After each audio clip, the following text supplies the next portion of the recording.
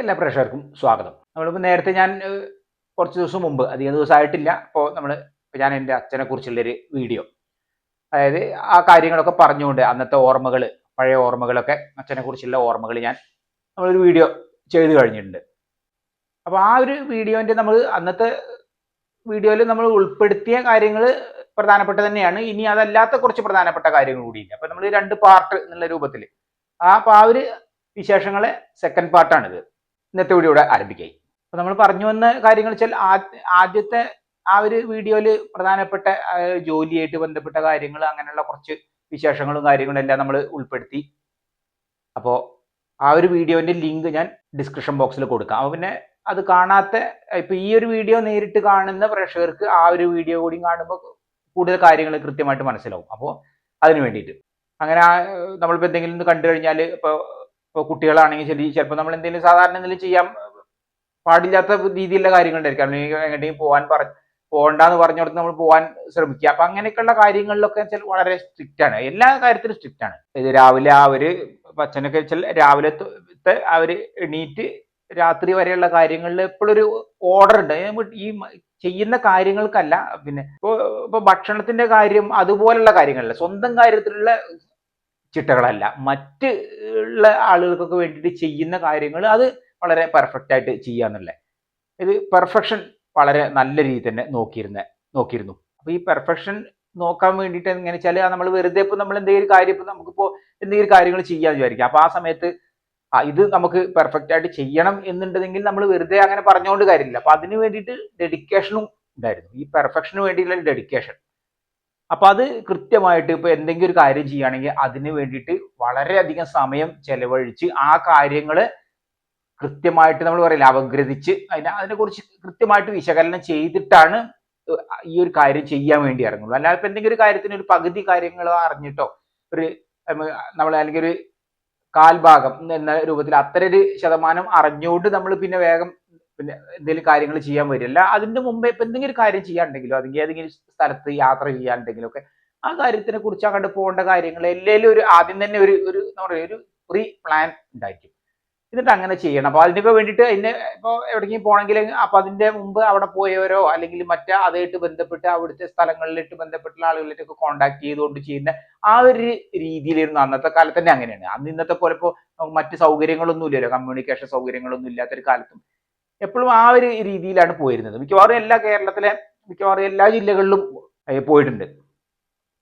അവിടുത്തെ വിശേഷങ്ങളും അവിടുത്തെ പലതരത്തിലുള്ള വിശേഷങ്ങളും പിന്നെ പോയൊക്കെ വന്നിട്ട് പിന്നെ എപ്പോഴെങ്കിലും ഒക്കെ ഒഴിഞ്ഞിരിക്കുന്ന സമയത്ത് ഞങ്ങളോട് ആ കാര്യങ്ങളൊക്കെ ചോദിച്ചറിഞ്ഞ് പറയും. ഈ കുട്ടിക്കാലത്ത് ഇപ്പൊ ഞാൻ സ്കൂളിൽ പഠിക്കുന്ന കാലത്ത്, ഞാൻ LP സ്കൂളിൽ പഠിക്കുന്ന കാലമാണ്, ആ സമയത്ത് നടന്ന ഒരു രസകരമായ ഒരു സംഭവമാണ് ഇപ്പൊ എനിക്ക് ഓർമ്മ വരുന്നത്. ഈ സ്ട്രിക്റ്റിന്റെ കാര്യം പറഞ്ഞുകൊണ്ടാണ് നമ്മൾ ആ ഒരു വിഷയം കൂടി പറയുന്നത്. ഞാൻ 2ാം ക്ലാസ്സിലാണെന്ന് എനിക്ക് എൻ്റെ ഒരു ഓർമ്മയിൽ, 2ാം ക്ലാസ്സിലൊക്കെ എത്തിയിട്ടുള്ളൂ. അപ്പൊ ആ ഒരു സമയത്ത് നമ്മൾ പിന്നെ LP സ്കൂള് ഞങ്ങൾക്ക് വീട്ടിൽ നിന്ന് കുറച്ച് ഏകദേശം നടക്കാനുള്ള ദൂരം, അങ്ങനെ അന്ന് വണ്ടികളൊന്നും ഇല്ലല്ലോ, സ്കൂൾ ബസ് കാര്യങ്ങളൊന്നും ഇല്ല. അപ്പോൾ നടക്കാനുള്ള ദൂരം, അങ്ങനെ നടന്ന് ആണ് ഉച്ചയ്ക്ക് ഊണഴിക്കാനും വീട്ടിലേക്ക് വരും. അപ്പൊ ഞാൻ ഈ ഉച്ചയ്ക്ക് വീട്ടിലേക്ക് ഊണഴിക്കാൻ വരും, ഊണഴിച്ച് കഴിഞ്ഞ് നമ്മൾ തിരിച്ചു പോകുന്നു. അപ്പൊ അന്ന് അച്ഛൻ ഞങ്ങളെ പിന്നെ നാട്ടിൽ തന്നെ ഒരു വില്ലേജ് ഓഫീസ് ഉണ്ട്, മുടിക്കോട് വില്ലേജ് ഓഫീസ്.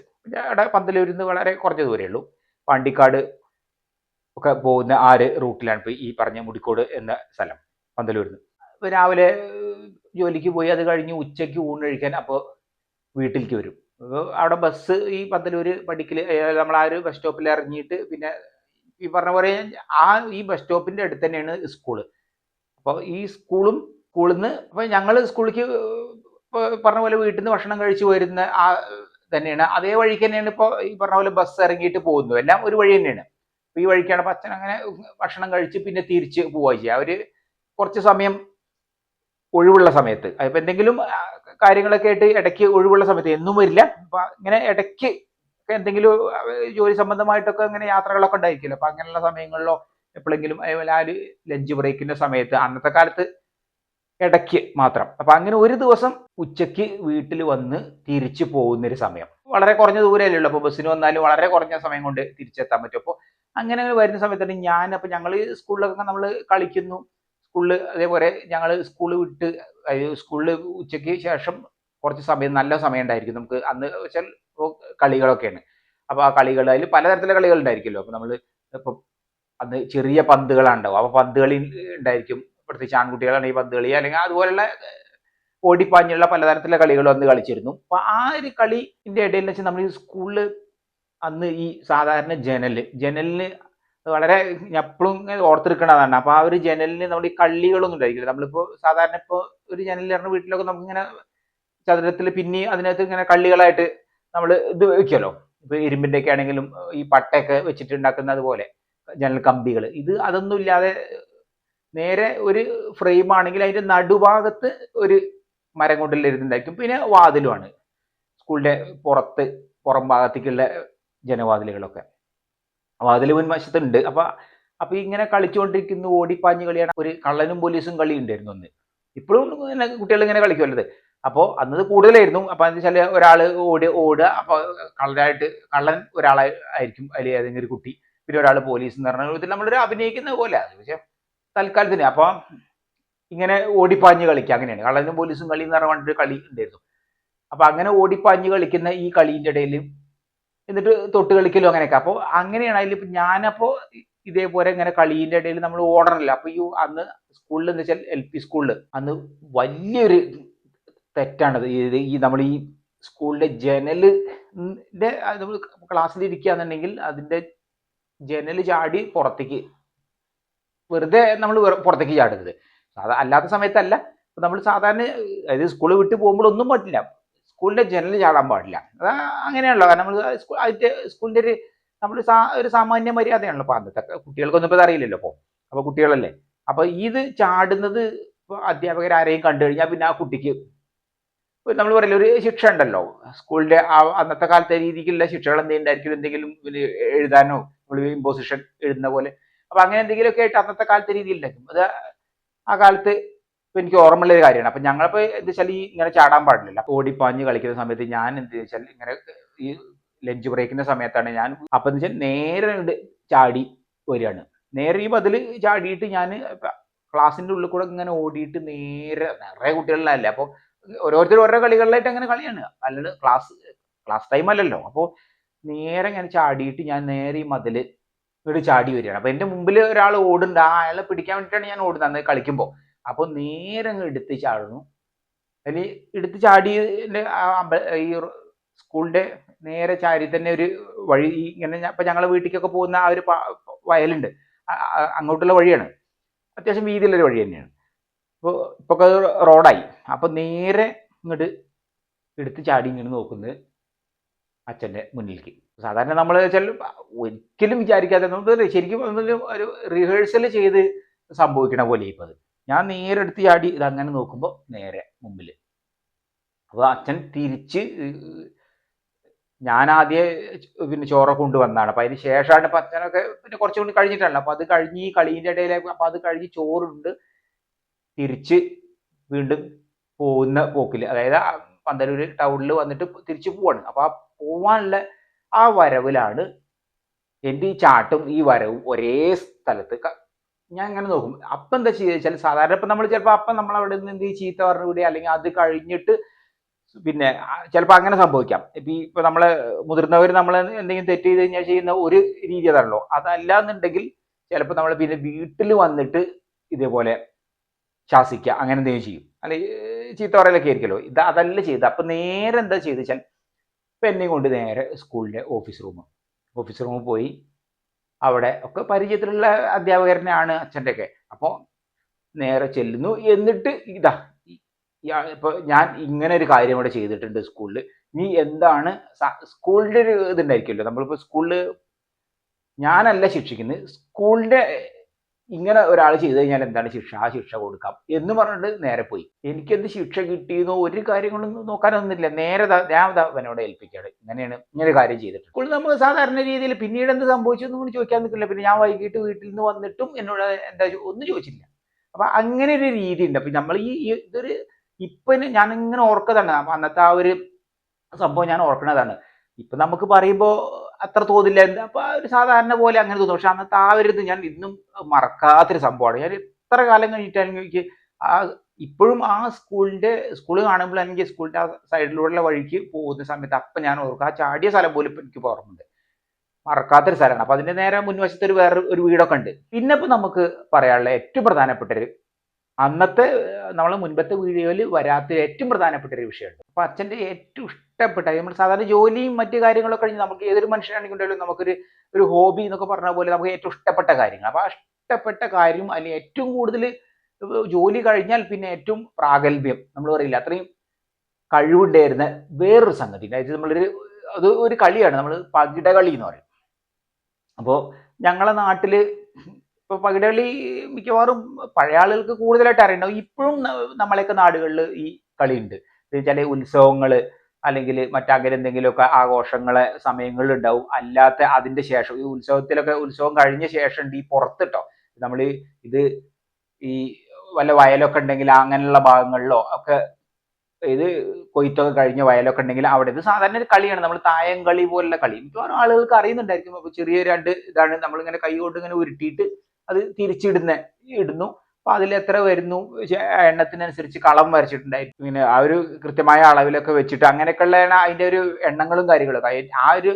ഈ കളിയിൽ വളരെ പ്രഗത്ഭനായിരുന്നു, ശരിക്കും പറഞ്ഞ ഒരു ആശാനായിരുന്നു. ഞങ്ങളുടെ നാട്ടിൽ എല്ലാവർക്കും അറിയാം. ഞാൻ അന്നത്തെ വീഡിയോയിൽ നമ്മളിത് അന്നത്തെ വീഡിയോയിൽ അത് രണ്ടാം ഭാഗം ഉണ്ട് എന്നുള്ളതുകൊണ്ടാണ് ആ കാര്യം ഞാൻ പറയാതെ നമ്മൾ ഈ ഒരു വീഡിയോയിലേക്ക് വെച്ചത്. അല്ലെങ്കിൽ അതിൽ തന്നെ അത് പറഞ്ഞു പോകും. പറഞ്ഞിട്ടില്ലെങ്കിൽ ഈ ഒരു അന്നത്തെ അച്ഛനെ കുറിച്ചുള്ള എൻ്റെ ഓർമ്മകളോ അല്ലെങ്കിൽ ആ വീഡിയോ അതിന്റെ ഒരു കംപ്ലീറ്റ് ആവില്ല. അത് കാരണം ഇതാണ് ഏറ്റവും ഇത് നമ്മൾ ജോലിയിലെ പ്രാഗൽഭ്യത്തിന്റെ കാര്യം പോലെ മറ്റുള്ള കാര്യങ്ങളൊക്കെ കഴിഞ്ഞ് നമ്മൾ പറയില്ലേ ഒരു ഹോബി എന്നുള്ള രൂപത്തിലുള്ള ഈ ഒരു പ്രത്യേകത.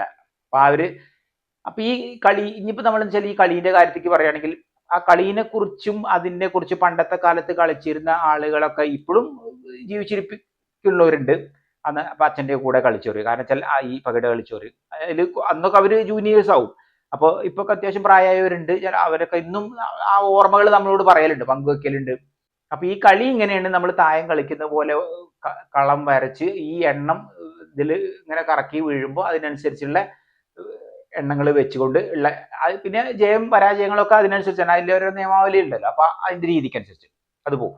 അത് മത്സരങ്ങളായിട്ട് നമ്മൾ ഈ ടൂർണമെന്റ് പോലുള്ള മത്സരങ്ങളായിട്ട് നടത്തുന്നുണ്ട്, ഇപ്പോഴും നടത്തുന്നുണ്ട്. അതിനൊരു ട്രോഫിയൊക്കെ ഉണ്ട് ഈ ജയിക്കുന്ന ടീമിന്. അപ്പൊ അങ്ങനെ ആ ഒരു കളീൻ്റെതാണ്. ഒരു ദിവസം കൊണ്ട് തീരുന്ന കളിയല്ല, അപ്പൊ ഒരുപാട് ദിവസങ്ങൾ എടുക്കുന്ന കുറച്ച് ദിവസങ്ങൾ എടുക്കുന്ന കളിയാണ്. അപ്പൊ ആ കളീൻ്റെ ഇതിനനുസരിച്ച് നമ്മൾ പറഞ്ഞ ഈ രണ്ട് ടീമിന്റെയും കളി എങ്ങനെ വരുന്നു അതിനനുസരിച്ച് ഇരിക്കും അതിന്റെ ആ ഒരു ഡ്യൂറേഷൻ, എത്ര ദിവസം കൊണ്ട് തീരുന്നുള്ള കാര്യങ്ങളൊക്കെ.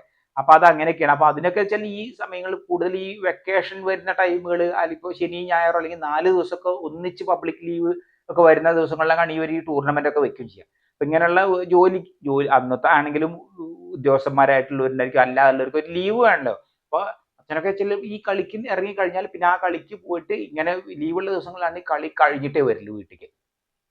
അങ്ങനെ ഒരു ഇതുണ്ട്. അല്ലാണ്ട് ഈ പകുതി അങ്ങനെ പോരാൻ പറ്റില്ല. അപ്പൊ ഈ അത്രയും ദിവസം അത്രയും ഡെഡിക്കേറ്റഡ് ആയിട്ട് ഈ കളിക്കാൻ വേണ്ടി ഇരിക്കുക. അപ്പൊ ഈ കളീനെ കുറിച്ച് ഉള്ള കാര്യങ്ങൾ ഡീറ്റെയിൽ ആയിട്ട് നമുക്ക് മറ്റൊരു വീഡിയോ ഈ അന്നത്തെ കാര്യങ്ങളും ഈ കളീന്റെ രീതിയും വെച്ചിട്ട് ഒരു വീഡിയോ നമുക്ക് ചെയ്യാൻ എന്തായാലും നമ്മുടെ ചാനലിൽ നമ്മൾ ചെയ്യും. അപ്പോൾ അത് ആ സമയത്ത് അതിന്റെ ആ കാര്യങ്ങളെ കുറിച്ച് വിശദമായ കാര്യങ്ങൾ നമുക്ക് അറിയാം. വീട്ടിലെങ്ങനെ വെച്ചാൽ ഇപ്പോ കളിയില്ല ഇത്ര ദിവസങ്ങളിൽ സാധാരണ ജോലിന്റെ അതല്ലാതെ ഈ ഞങ്ങളെ വീട്ടിൽ തന്നെ ഇപ്പൊ രാത്രിയൊക്കെ അപ്പൊ ഞങ്ങളുടെ നാട്ടില് നല്ല പ്രഗത്ഭരായ കളിക്കാരുണ്ട്. അപ്പൊ അച്ഛൻ്റെ കൂടെ കളിച്ചിരുന്നവർ ഇപ്പൊ ഈ പകിട കളി. അപ്പൊ അവരൊക്കെ പലരും ജീവിച്ചിരിപ്പുണ്ട്, അത്യാവശ്യം നല്ല വയസ്സായിട്ടുണ്ട് അവർക്ക്. അപ്പോ അവരിൽ ആയിരിക്കും ഒന്നോ രണ്ടോ ആളുകളുണ്ടായിരിക്കും, ചിലപ്പോൾ 2 പേരായിരിക്കും. അങ്ങനെ രാത്രിയൊക്കെ ഇരുന്നിട്ട് അതിപ്പം ഒരു 8 മണിക്കൊക്കെ രാത്രി ഇരുന്ന ഒരുപാട് നേരം ഇരുന്ന് ഈ കളീനെ കുറിച്ചുള്ള പിന്നെ ചർച്ചകളാണ്. അവർ വീട്ടിലന്ന് തുറന്ന ഉമ്മറാണ്, ഉമ്മറത്ത് ഇരുന്നിട്ട് ഞങ്ങളൊക്കെ എല്ലാവരും കിടന്നിട്ടുണ്ടായിരിക്കും. അപ്പൊ ഈ ഉമ്മറത്ത് ഇരുന്നിട്ട് കളീന്റെ കാര്യങ്ങൾ എങ്ങനെയൊക്കെ ഞാൻ ഇതിലൊക്കെ ഒരു പ്ലാനിങ് ആണ്. അങ്ങനത്തെ കളികളാണ്. നമ്മൾ ഫിസിക്കലായിട്ടുള്ള അല്പം ഒരു നാടകമൊക്കെ ആണെങ്കിൽ നമ്മൾ റിഹേഴ്സൽ ചെയ്യുന്ന പോലെ ഫിസിക്കലായിട്ടാണെങ്കിൽ പ്രാക്ടീസ് ചെയ്യുമല്ലോ. ഇപ്പൊ നമ്മളൊരു കളികളൊക്കെ ആണെങ്കിൽ, ഇപ്പൊ ഫുട്ബോളൊക്കെ ആണെങ്കിൽ എന്ന് പറഞ്ഞ പോലെ ഈ കളിക്ക് മൈൻഡ്, അതായത് മനസ്സുകൊണ്ട് അങ്ങനെ ഇരുന്ന് ഓരോന്ന് അങ്ങോട്ട് പിന്നെ അടുത്ത നീക്കങ്ങൾ എന്നൊക്കെ നമ്മൾ പറയില്ലേ, അത് പ്രാക്ടീസ് ചെയ്യണം. അപ്പൊ അതിനെ കുറിച്ച് അപ്പൊ അതാണ് ഞാൻ ഈ ഡെഡിക്കേഷന്റെ കാര്യം നമ്മൾ ആദ്യം പറഞ്ഞ ഡെഡിക്കേഷൻ എന്ന് പറഞ്ഞത്. ഇത് ഇത്രയും ഇരുന്ന് പ്രാക്ടീസ് ചെയ്ത് ഇവര് ഈ 2 പേരുണ്ടായിരിക്കും അല്ലെങ്കിൽ 2-3 ആൾക്കാർ അവരവിടെ ഇരുന്നിട്ട് ഈ കളീനെ റിഹേഴ്സൽ ചെയ്തു. അത് അത്യാവശ്യം പല മത്സരങ്ങളിലും ട്രോഫി എല്ലാം വാങ്ങി പോരുന്നതാണ് ഞങ്ങളുടെ നാട്ടിലെ ടീം. അപ്പോൾ അങ്ങനെയാണ് ഓരോ നാടിന് വേണ്ടിയിട്ടാണല്ലോ കളിക്കുക. ഒരു വ്യക്തി എന്നുള്ള നിലയ്ക്കല്ല കളിക്കുന്നത്. ഇപ്പോൾ നമ്മൾ ഓരോ നാടുകളാണ്. അപ്പോൾ ആ നാടുകൾ തമ്മിലുള്ള മത്സരമാണിത്. അന്ന് ഭയങ്കര വാശിയുള്ള മത്സരങ്ങളാണ്. നല്ല രസം ഉള്ള ഇതാണിത്. ഇപ്പം മൺമറഞ്ഞ് പോയിക്കൊണ്ടിരിക്കുന്ന കളികളുമാണ്. അപ്പം അങ്ങനെ ഒരു ഇതുകൂടി ഉണ്ട്. ഒരുപാട് ഓർമ്മകളാണ് ഈ കളിക്കുന്ന ആളുകൾക്ക് ഉണ്ടായിരിക്കും. ആ നാട്ടിലുള്ള കാണുന്നവർക്ക്. നമ്മളിപ്പോൾ സാധാരണ ഫുട്ബോൾ മത്സരങ്ങളൊക്കെ ടൂർണമെന്റ് പറയുന്നില്ലേ, എന്ന് പറഞ്ഞ പോലെയായിരുന്നു ഇപ്പോൾ ഇത്. എല്ലാവർക്കും അത്രയും ഓർമ്മയാണ്. പിന്നെ ഇപ്പം അതിനകത്ത് അതേപോലെ തന്നെ നമുക്ക് ഓർമ്മയിൽ പങ്കുവെക്കാനുള്ള കാര്യം എന്ന് വെച്ചാൽ, അന്നത്തെ കാലത്ത് പിന്നെ എനിക്ക് പ്രത്യേകിച്ച് ഓർമ്മയുണ്ട്, 1989 റിട്ടയർഡ് ആയത്. പക്ഷെ നാട്ടിലും ഈ പറഞ്ഞ പോലെ പകിടകളീൻ്റെ ആണെങ്കിലും ശരി, നമ്മൾ ജോലിൻ്റെ കാര്യത്തിലായിരിക്കും, അല്ലെങ്കിൽ അത്രയും ഒരു കാണിച്ചിരുന്നതിന് ആത്മാർത്ഥത, അതിന് കിട്ടിയ ഒരു ശരിക്കും പറഞ്ഞ ഒരു അംഗീകാരം എന്ന് പറഞ്ഞ പോലെ ആണ് നമ്മളെ നാട്ടിലുള്ള ആളുകളുണ്ടല്ലോ. അപ്പോൾ പിന്നെ സുഹൃത്തുക്കളാണെങ്കിലും അല്ലെങ്കിൽ പിന്നെ മറ്റുള്ള ആളുകളാണെങ്കിലും അപ്പം അവർ കൊടുത്തിരുന്ന ഒരു ശരിക്കും പറഞ്ഞു കഴിഞ്ഞാൽ ഒരു സ്നേഹത്തിന്റെ ഒരു അംഗീകാരം എന്നൊക്കെ പറയില്ല, അതായിരുന്നു. ഞങ്ങൾ 89 റിട്ടയർഡ് ആയി വരുന്ന സമയത്ത്, സാധാരണ ഇപ്പം നമ്മളൊരു ഉദ്യോഗസ്ഥരാണെങ്കിലും വേറെ ഏതെങ്കിലും മേഖലയിൽ ജോലി ചെയ്ത് നമ്മൾ റിട്ടയർഡ് ആകുമ്പോൾ നമ്മളൊരു സെൻഡ് ഓഫ് എന്നൊക്കെ പറഞ്ഞ പോലെ ചിലപ്പോൾ എന്തെങ്കിലും മീറ്റിങ്ങുകളും കാര്യങ്ങളും, അല്ലെങ്കിൽ അത് കഴിഞ്ഞിട്ട് ഇപ്പം എന്തെങ്കിലും ഒരു ഉപഹാരം കൊടുക്കുക എന്ന രൂപത്തിൽ നമ്മളൊരു ആ ഒരു ബഹുമാനത്തോടു കൂടി തന്നെയുള്ള ഇതായിരിക്കും. പക്ഷെ ഉപഹാരത്തിന്റെ ഒരു വ്യത്യാസം ഉണ്ടല്ലോ. അപ്പൊ സാധാരണ പോലെ എന്തെങ്കിലും വല്ല ശില്പങ്ങളോ അങ്ങനെയൊക്കെ കൊടുത്തു പോകുന്ന രീതിയിലുള്ള ഇതൊക്കെ അന്നത്തെ കാലത്തൊക്കെ വളരെ ചുരുക്കമാണിത്. എന്നാലും ഉണ്ട് ഇങ്ങനെയുള്ള ഇതൊക്കെ കൊടുത്തിരുന്ന സമയത്ത് അച്ഛന് ഈ പറഞ്ഞ പോലെ സെൻഡ് ഓഫിന് ഇപ്പോൾ വില്ലേജ് ഓഫീസറായിട്ട് റിട്ടയർഡ് ആയി. അപ്പോൾ അതൊക്കെ കഴിഞ്ഞ് ഞങ്ങളെ നാട്ടിൽ അന്നൊക്കെ ഞാൻ ചെറിയ കുട്ടിയാണ്. അപ്പോൾ ഈ നാട്ടിൽ ഒരു ആളുകളെല്ലാം ആ പൊതുജനങ്ങൾ ഞങ്ങളുടെ നാട്ടിൽ തന്നെയുള്ള ഈ പറഞ്ഞ LP സ്കൂൾ, ഞങ്ങളുടെ നാട്ടിലെ LP സ്കൂളിൽ വെച്ചിട്ടാണ് ഒരു ചടങ്ങ്. വൈകിട്ട് അതായത് ഉച്ചയ്ക്ക് ശേഷം ചടങ്ങൊക്കെ വെച്ച് ഒരുപാട് ആളുകളെ പങ്കെടുപ്പിച്ചുകൊണ്ട് അന്ന് അതിനൊരു സംഘാടകരും ഒക്കെ ആയിട്ട് തന്നെ അവരെന്നെ ഈ ഒരു സെൻഡ് ഓഫ് നടത്തിയെന്ന് എനിക്ക് ഇന്നും ഓർമ്മയുണ്ട്. അത്രയും കാലത്തെ നോട്ടീസൊക്കെ അടിച്ചിരുന്നു. അത് ഇത്രയും ഒരു ആത്മാർത്ഥമായുള്ള ആ ഒരു സേവനത്തിന് അങ്ങനെ അത് കഴിഞ്ഞ് റിട്ടയർഡ് ആവുന്ന വ്യക്തി എന്നുള്ള രൂപത്തിൽ നാടിന്റെ ആ ഒരു പ്രിയങ്കരനായ വ്യക്തി എന്നുള്ള രീതിയിൽ കൊടുത്തിരുന്ന ഒരു സെൻഡ് ഓഫ്. ആ സെൻഡ് ഓഫിന്റെ ഇന്നുള്ള പ്രത്യേകത, സെൻഡ് ഓഫ് ഉണ്ട് അന്ന് കാര്യമായിട്ടുള്ള ആ ചടങ്ങ്.